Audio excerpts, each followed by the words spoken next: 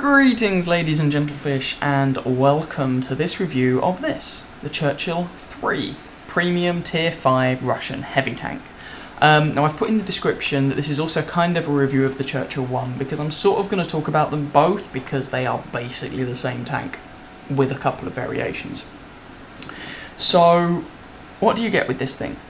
Well, both of the Tier 5 Churchills, the Russian Premium and the British Tier 5 Heavy, they have the joint highest hit pull of their tier at 700, and they weigh about 40 odd tons. Now this, if memory serves, the Churchill III is fractionally more manoeuvrable than the Churchill I, but they have the same armour.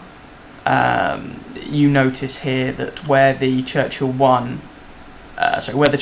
has this machine gun port, the Churchill I actually has a howitzer sticking out the front, but you can't currently fire it.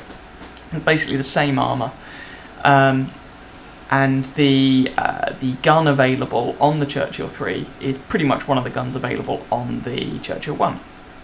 It's a British 6-pounder, 57mm caliber, hilariously fast rate of fire, penetration's okay, damage is a bit anemic, not very accurate, okay aiming time. The Churchill I gets a wider variety of guns and gets a better top gun because this thing gets preferential matchmaking, the Churchill III. So it will only ever see Tier 5 or 6 games. It will never have to shoot a Tier 7 unless you platoon up with a Tier 5 that gets regular matchmaking or something. Because the Churchill I does see Tier 7s, it gets a better gun as its top gun. But this thing, yeah, so why would you buy one? Now this is, for those that don't know, this is a premium tank, so it does cost real world money. And if you were to go and buy one at regular price, how much is it? It would set you back 1,500 gold, which is something like 8 quid or something like that. I can't quite remember exactly how much it is, but it's 1,500 gold. Which is about par for the course for Tier 5 premium tanks. So the reasons for buying this thing, well, if you have, so it's a premium vehicle. And one of the advantages of premium vehicles is that you can put a crew in it from any other tank that you have, as long as it shares A, a nationality, and B, a vehicle type. So for example, you'll notice this crew is taken out of my KV-1S. Yep, my KV-1S down here is missing its crew. They are currently sitting in the Churchill III. And if you do that with a regular tank, you take the crew and put it in a vehicle of the same type and same nationality, you would get a big modifier to the crew skill because they're in a tank that they're not trained to, or you'd have to go through a whole load of training in order to make them use that vehicle. One of the advantages of a premium tank is that you don't have to do that. So you can see here, for example, at the bottom of this box it says premium vehicle of correct type. The crew member does not have specialisation on Churchill III, but he can use his skills and perks because it's a premium tank. So this is one of the main advantages of a premium vehicle. If you're trying to get your crew leveled up, you can drive them out in, so for example I could drive this crew out in my KV-1S, get my daily double in that, shove them in my Churchill, get the daily double in that, and the crew has effectively had the daily double twice. And actually the Churchill gets a crew XP modifier. It gets the best crew XP coefficient in the game. So your Russian heavy tank crew sitting in the Churchill will level up at a comical rate. Another reason to get it, well, premium tanks, some of the higher tier, indeed some of the lower tier premium tanks have a credit multiplier. So especially the tier 8s like the IS-6 here, will get a large credit multiplier, so they're good at making money. And actually the Churchill III is also good at making money because its ammo doesn't cost very much. Being a premium vehicle, its repair costs are low, and you can quite easily rack up quite a lot of damage in this machine. It's pretty good fun. So how does it stack up against the other Tier 5 premium tanks? Pretty well in my opinion. I'm not going to make a comparison with them all, but I think it is one of the most fun tanks in the game, in my opinion. And I'll show you a couple of replays later to kind of point that out. But I think it is an awful lot of fun. So very quickly, equipment. What equipment do I use? Well, I use a improved vents, a gun rammer, and this third slot will at some point have something in it. Probably the enhanced gun laying drive to get the aiming time down. One of the problems with these sort of guns is often they fire fast and they aim, which is fine at close range. But at longer ranges, it means that you either have to just spam the shots out, or you have to hold your shot until your gun's aimed. And this gun is not very accurate in the first place. The view range on this thing isn't brilliant, and frankly you don't really want to be using it at long range, so I wouldn't necessarily recommend optics or anything like that. It doesn't need an ammo rack. Camo net, nah. Heavy spore liner you could go for, but I wouldn't necessarily advise it. Toolbox is an option. Toolbox is definitely an option, just to repair it slightly faster. Crew skills, well, I'm not going to talk about crew skills for the Churchill III, because if you've got any sense, you'll just whack your Russian heavy tank crew in it and you'll have whatever crew skills they've already got. But if you're running with the Churchill I, which as I say is the British Tier 5 heavy tank, then I would recommend Sixth Sense on the commander, followed by Brothers in Arms, followed by repairs. The driver, probably repairs, Brothers in Arms. Loader, safe stowage, Brothers in Arms, repairs. Radio operator, repairs, Brothers in Arms, the standard spiel. Because you can get your tracks knocked off on this an awful lot. So you'll notice these are big tracks, and what tends to happen a lot is that someone will put, say you've got your tank angled at this angle, someone will put a shot in at the side, it will track you and you're sitting there being tracked, which is fine. So you want repairs to get those tracks put on as quickly as possible, so that you're moving again, and you don't mind if you take tracking damage, because, well, your tracks are big enough, they're eating shots, it means that's HP damage you're not taking. But the Churchill tanks are definitely tanks that benefit from fighting up against an inexperienced opponent, and this is one of the nice things about the Churchill III over the Churchill I. Although the Churchill III is basically a slightly neutered Churchill I, it never sees Tier 7 games, and as a result, generally speaking, you're playing up against less experienced players. Why is that a good thing? Well, it's a good thing because the Churchill's armour is good, but it's made of Swiss cheese. I will explain more about what I mean in a minute when I go through the armour scheme. I'm not going to talk about the grind for the Churchill III because it's a premium vehicle, you just buy it, it comes as is, there are no unlockable upgrades, you don't have to play any previous vehicles in order to buy it. If, however, you're talking about the Churchill I, and I appreciate it's a little bit odd switching between two tanks of different nations, but they are very similar. If you're talking about the Churchill I, then we're over here at Tier 5. What's the grind like? Well, there are two ways to get to it. You can either go through this cruiser line, which are not particularly fast machines. Cruiser 1 is okay, it's kind of sluggish, but it gets a decent gun. Cruiser 2 is still very sluggish, in fact it's more sluggish, but does get access to some very powerful guns if you want them. Valentine is heavily armoured, gun selection's okay, again it's quite slow. And then you're up into the Churchill. If you go the other way, you have the Medium 2, which frankly is a garbage tank with a half-decent gun on it. The Medium 3, which is a bad tank with a not particularly good set. Well, it's the same gun that you had on the Medium 2, or you can have access to a 2-pounder. Either way, the guns are looking a bit ropey on the Medium 3. Or the Matilda, which is just a barrel of laughs. It's very heavily armoured and plays more like a heavy tank and is a lot of fun. I would recommend this machine.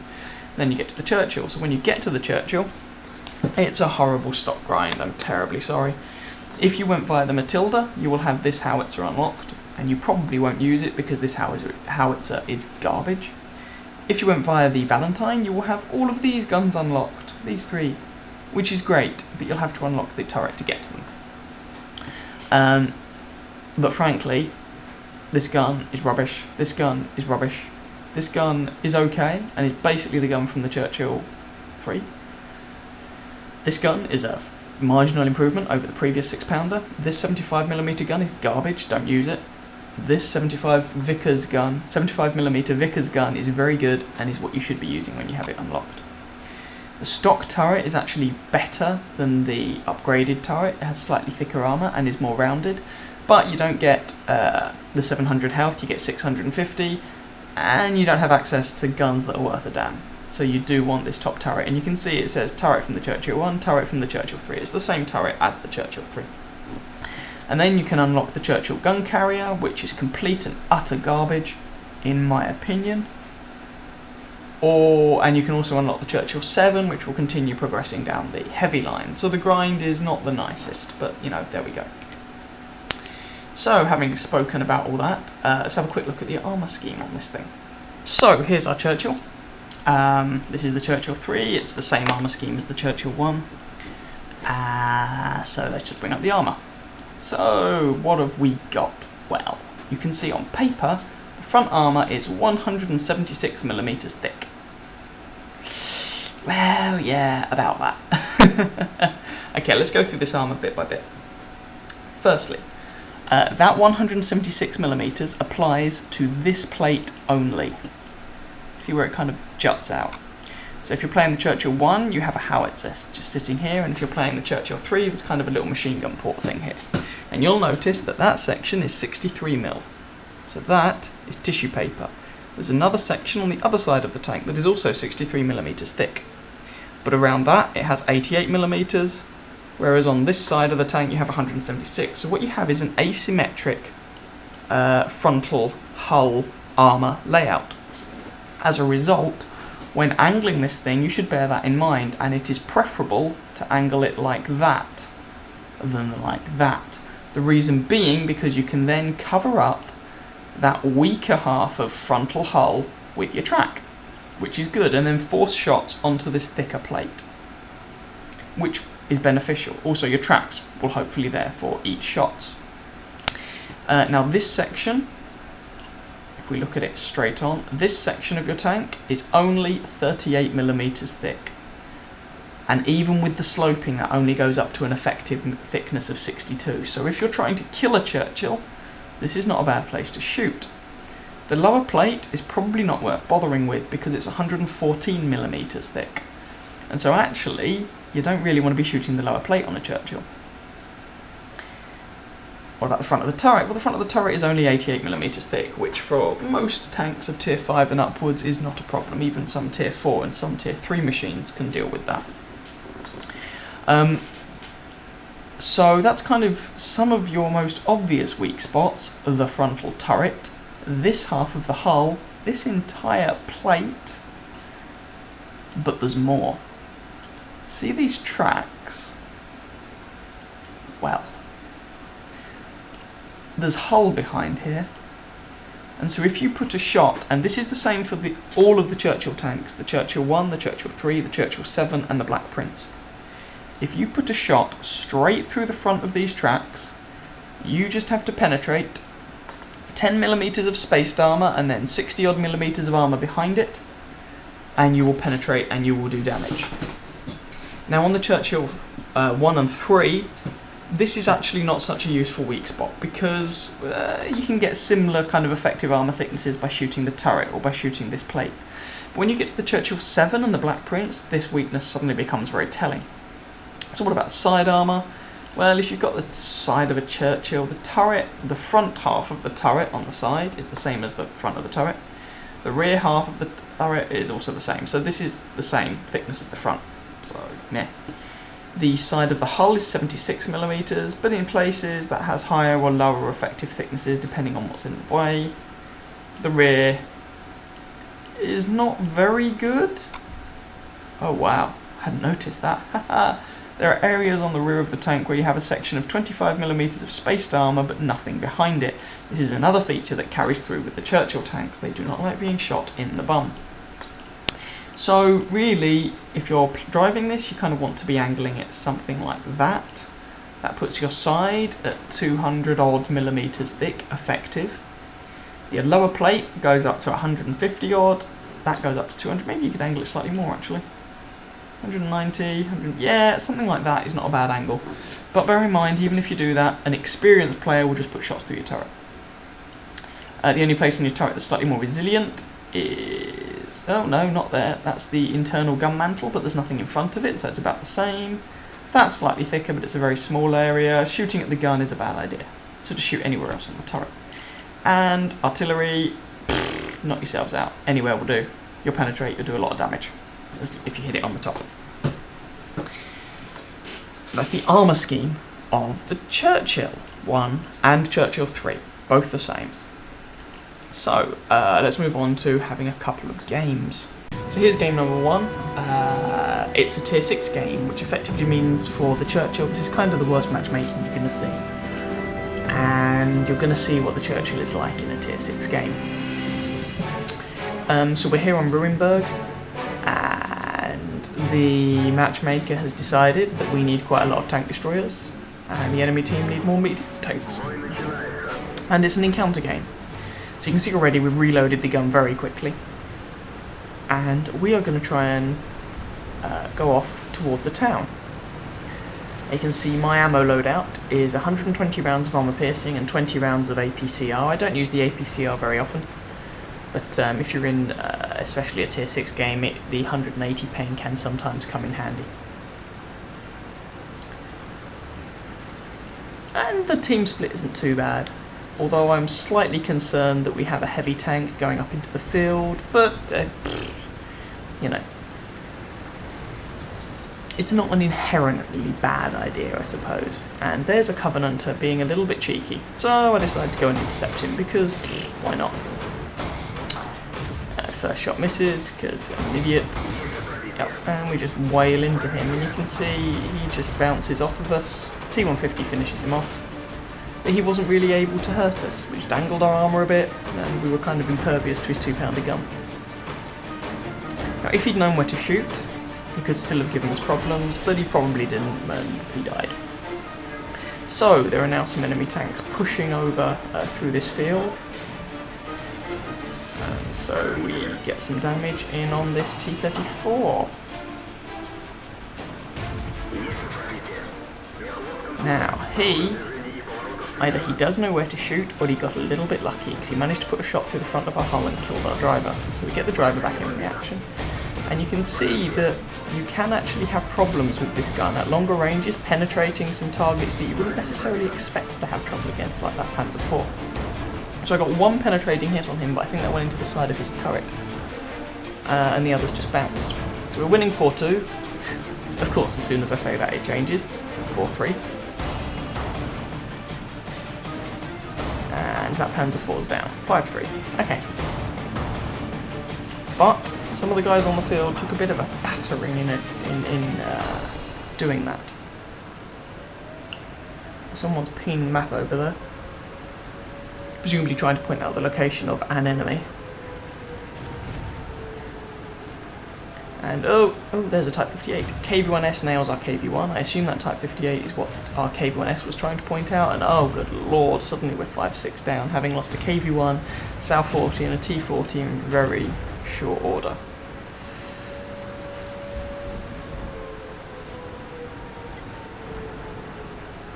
I'm trying to get some shots in on that Type 58, but I just bounce on his turret.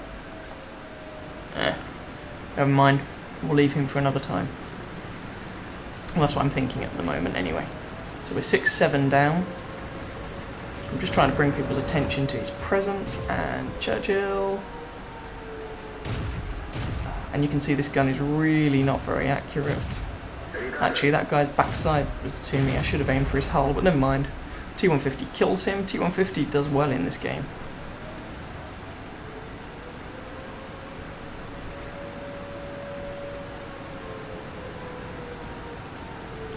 And we're trying to move into the town to try and duff up these remaining tanks. I say remaining as if we're winning, we're not. It's 8-9. And so far you've seen the rapid fire nature of the Churchill's gun, but its relative inaccuracy.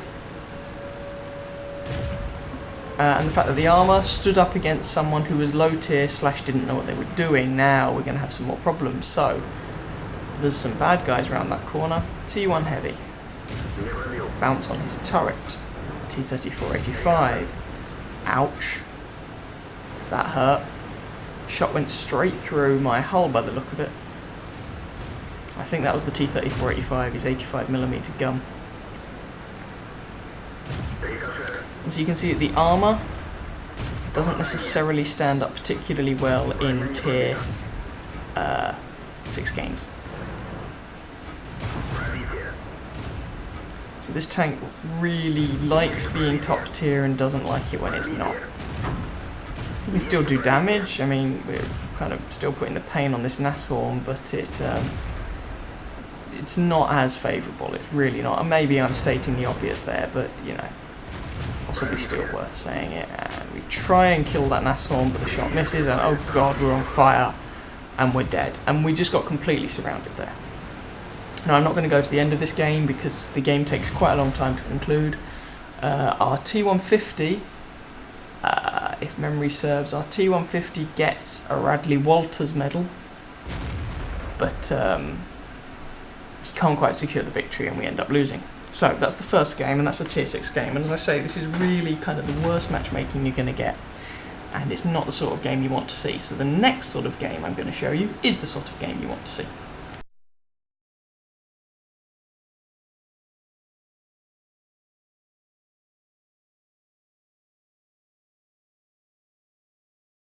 Here's the second game I wanted to show you, and you can see that we are top tier and we're here on Swamp, which is a map that was in the game, got taken out, got remodeled, some bits got changed, got brought back into the game.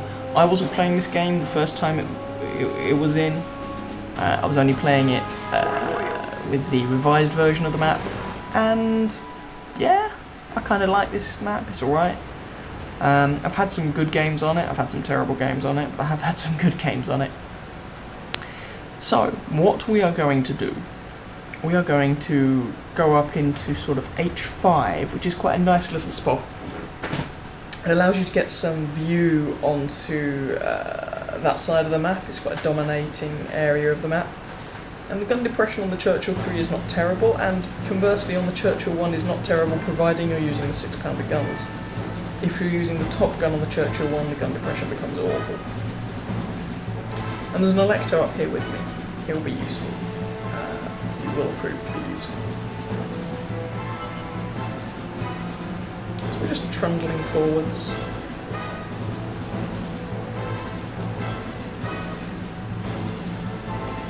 Seeing what we can see, and oh, hello. Sparkles, how are you today, your BK? So you can see there's some people over here. And we'll just start laying into this VK. Oh, second shot missed, but we reload quickly enough. He's on fire, and he's dead. Kill number 1. Oh, track's been damaged. Electo nails their Marder. And we're 2-1 up. There's a T-25 down there. And how much of a threat he is really depends on how competent he is. Now, I don't run any sort of mods, I don't run XVM, so I don't know how competent he is, or how competent he's likely to be. All I know is he's down there. I want to kill him, and I like being aggressive with the Churchill. I don't like, fannying around with it. You're top tier, you're a heavy tank, you've got a gun that's best at close range, so get over there and kill him. That's my my outlook on it. And there he is, first shot. Doesn't do a great deal of much because it hits his gun mantle, and here you can see another tier 5 premium tank, T-25. One's a medium though, the armour on it's not particularly good, and he penetrated me with his first shot.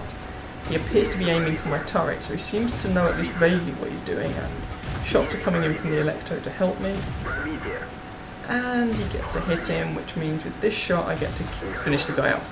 Now, I didn't necessarily need the Electo's help there, but it was nice to have, and it saved me, maybe another hit. But it was basically putting shot after shot through my turret.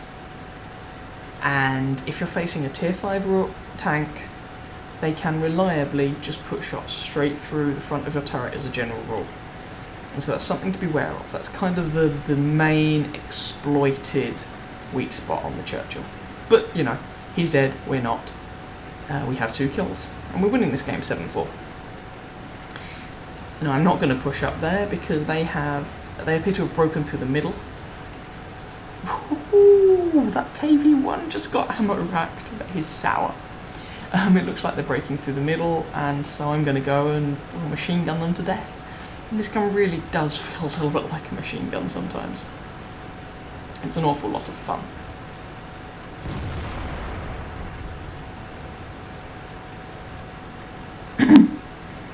So, what do we have? Ooh, hello. Okay, so there's a T-28 and a KV-1 there. We managed to nail the KV-1, which gives us 3 kills. Cheap third kill. T-28 on low health. Someone else kills him. And we just keep trundling forwards.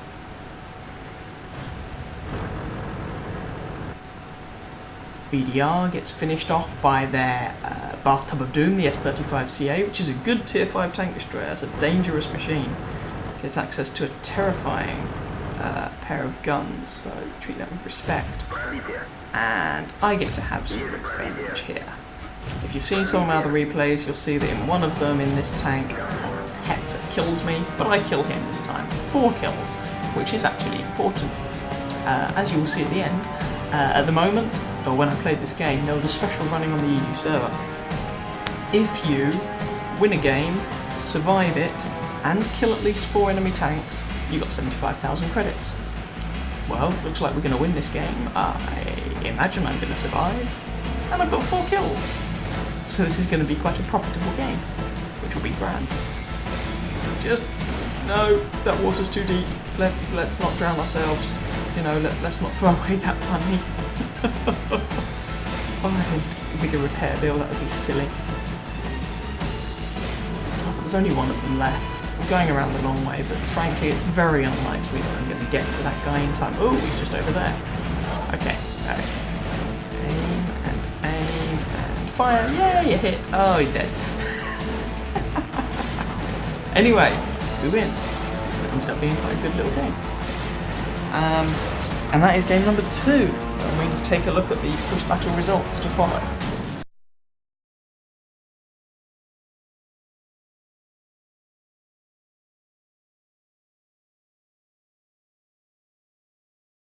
So, overall, what do I think about this machine, the Churchill III?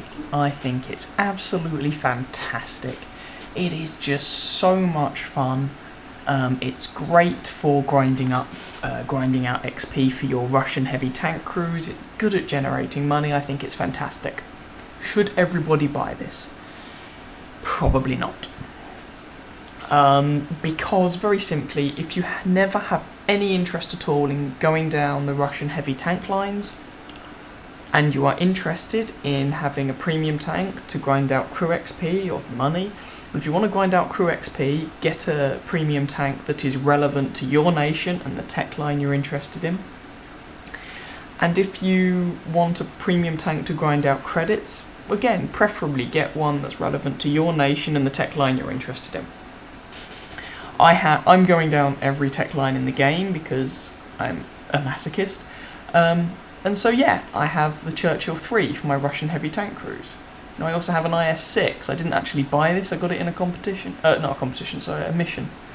You know, I've got a variety of premium tanks lying around, the TOG. But I'm going down every tech line, so, you know, if you're not, then I wouldn't necessarily say get this machine, although it is a lot of fun, and you could make the case for it being a tank that you just have, just because it's fun. And some people may not like the style of it. The fact that the armour can be unreliable, especially against someone who knows what they're doing, and the nature of the gun, it's very much a pew-pew gun, and you know, it doesn't do a lot of damage with one shot, and if you don't like that, then maybe you won't like this machine. So it's not for everybody perhaps, but I think it's an awful lot of fun, and there are far worse ways to spend 1500 gold in this game, and in general in life there are far worse ways to spend £7 or whatever that equates to. So I would definitely recommend this. I'm very glad that I bought it. I think it's fantastic. So I hope you guys found that review vaguely helpful, informative. If you did, feel free to catch some of my other videos and or subscribe to my channel. And I wish you very happy hunting on the battlefield. Ciao, ciao.